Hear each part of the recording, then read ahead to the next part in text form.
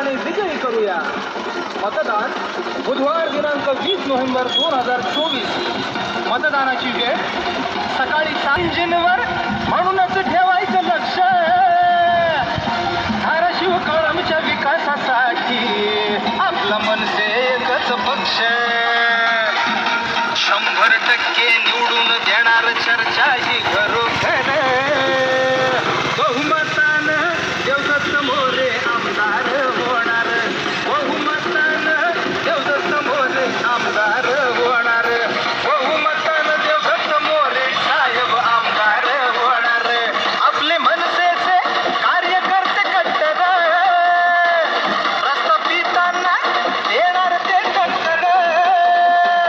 साऱ्या मतदारांचा आशीर्वाद पाटीराज साहेब गंभीर.